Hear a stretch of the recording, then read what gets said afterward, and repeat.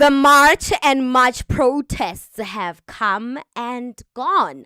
We were promised peaceful demonstrations, but what unfolded across parts of the country was anything but peaceful. In the next 6 months, sicela lezo zinto zisetshenzele ukukhipha abantu bangaphandle aba-illegal la.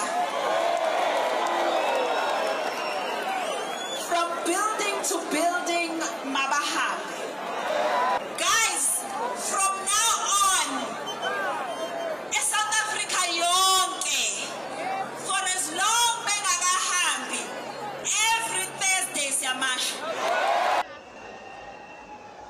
The response was about this whole thing that is going on in the country. Foreigners getting employed because of cheap labor, and the biggest beneficiaries of cheap labor, it is these very same politicians. Here's what I find fascinating. Before these protests even began, sections of the mainstream media treated them as though they were a necessary intervention for South Africa's future. The movement's leaders were given interviews, prime time exposure, and endless opportunities to explain why these demonstrations supposedly mattered.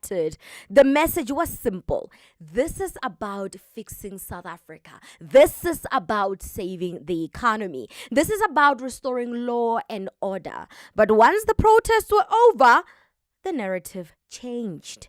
Suddenly, the headlines weren't celebrating the movement's purpose. They weren't talking about national renewal. Instead, they were dominated by images of looting, vandalism, and destruction.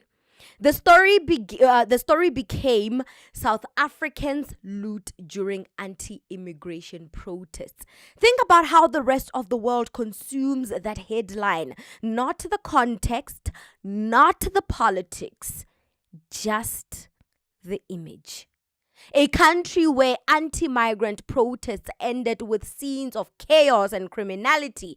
Whether that's a fair representation or not, perception matters. And perception shapes tourism. It shapes investment. It shapes diplomacy. It shapes how South Africans are viewed beyond our borders.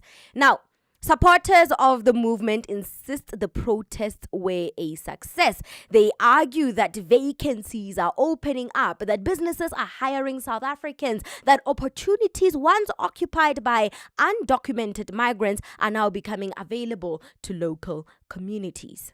We have beaten and we have proven to the government, Uguti, we are not those names. We are South Africans who love their country. We are South Africans who want to see this country prosper. And in a short space of time, we have shown that imisebenzi khona eSouth Africa ngoba kukwazile ukuthi kuqashwa abantu njengamanje abasikhuluma uSpa unamathuba ade sizwa izolo late ukuthi uSpa unamathuba u15,000 for South Africans. Kade sizwa manje ukuthi lapha eThekwini indawo eziningi almost 1,000 emisebenzi evulekile. Kunendawo eyodwa ekhanda uPoloni la embilo ekwazi ukuthatha abantu abawu500 replacing 500 foreigners. Now if you are telling me ukuthi we are xenophobic and then ade sibona manje lapho kuna 15,000 wabantu baseMalawi, so are you telling me ukuthi laba abantu baseMalawi bebengasebenzi? Bonke labantu baseMalawi bebengasebenzi? If that is happening, then every South African wants to see more people employed. No reasonable person celebrates unemployment. But here's my question. 32 years into democracy, is this really the economic vision we fought for?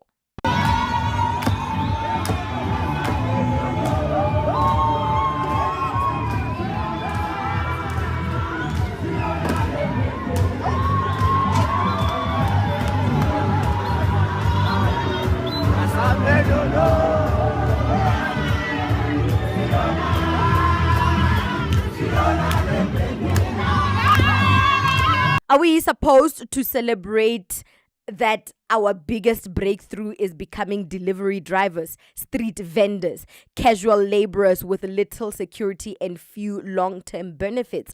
If that's the ceiling for our ambition, then we have set the bar painfully low. Because the question isn't simply whether a South African gets a job. The question is, what kind of job? Does it provide stability? Can it support a family? Does it create wealth? Does it build a middle class? Or does it simply replace one struggling worker with another struggling worker? This is like invading a slave plantation just so you could become the new slaves.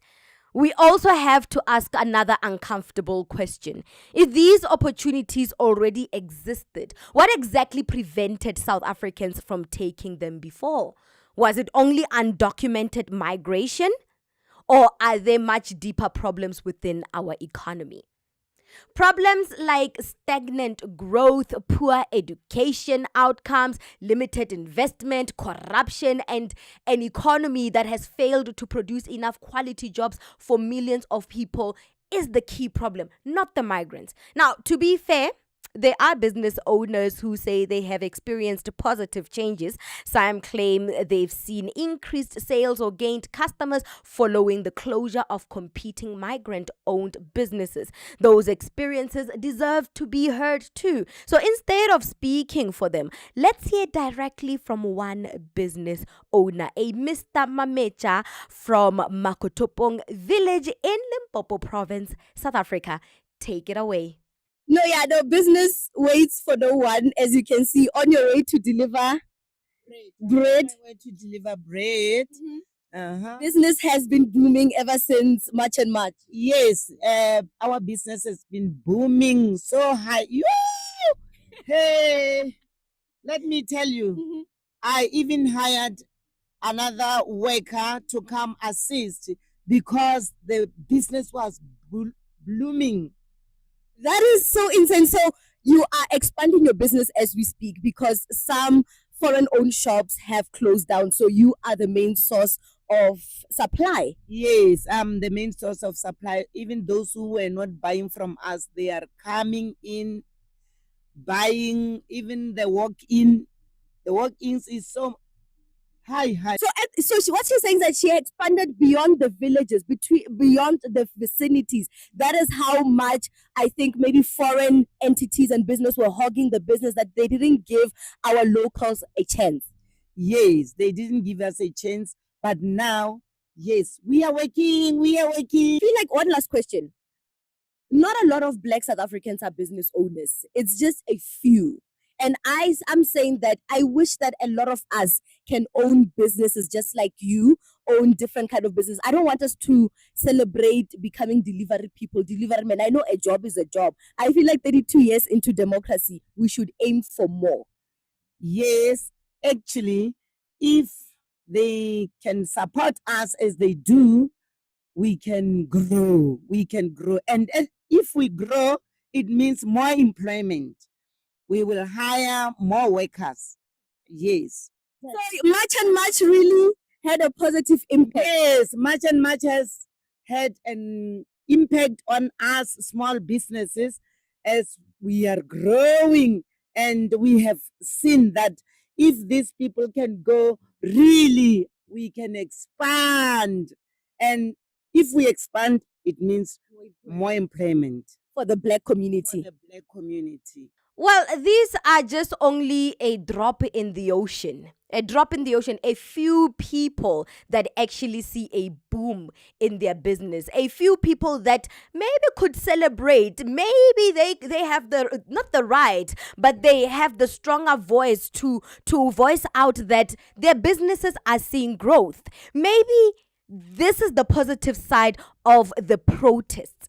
But it's just a drop in the ocean. It's just a drop in the ocean. It just shows, it just, for me personally, and I don't know if I'm going to sound weird or what, hearing very few business owners praise the immigration protest, praise Jacinta Ngobese for getting rid of migrants so that their businesses could thrive. I'm like, Why are they so little? Why aren't there so many businesses celebrating? Why aren't there a lot of South Africans in the business space? It just exposed how many of us are not ambitious enough. Like I said, it's just a drop in the ocean. Mr. Mamecha, the bakery owner, he's just he's just a few in a million. He's just one in a million. Why aren't South Africans stepping up to the bar? Because I was expecting when these migrants leave, South African business owners, black South African business owners will be in the forefront, cheering Jacinta on, cheering for the results. But instead, it's just a few. The rest of y'all are celebrating becoming delivery people for the rich. You're celebrating being the new slaves in the plantation.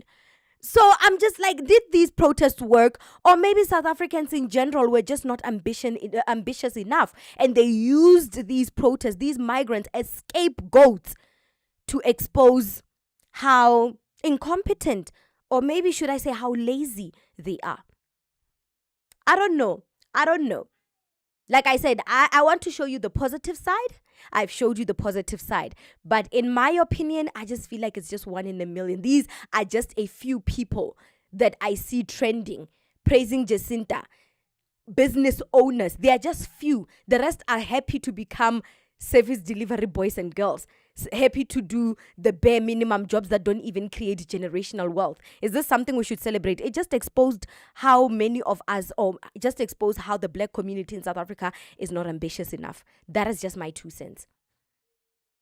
That is just my 2 cents. And when it comes to the media, when it comes to the white-owned media of this country, the propagandists, the mainstream media, at first they cheered Jacinta Ngobese on. They cheered her on, they gave her airtime, primetime slots, interviews flying, reporting or framing their narrative as if Jacinta's movement is a necessity for the development of South Africans. They framed it that way. After the protest and the movements across South Africa, now the media is changing tune.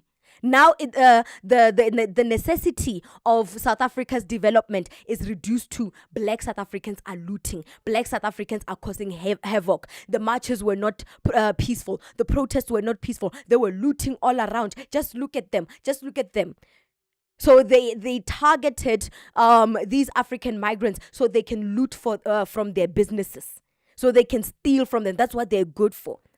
How crazy that the media's changed its tune. How crazy that they changed tune overnight. 1 minute they give her airtime. 1 minute they give her interviews. They go to her press briefings, praise her even. After the protest, they change tune. South Africans' outcries. Our national crisis is reduced to what? Just looting. Look at these thieves. Look at that. They chase poor people so that they can loot their businesses. They're good for nothing. This was just an excuse for them to be criminals, the criminals that they are.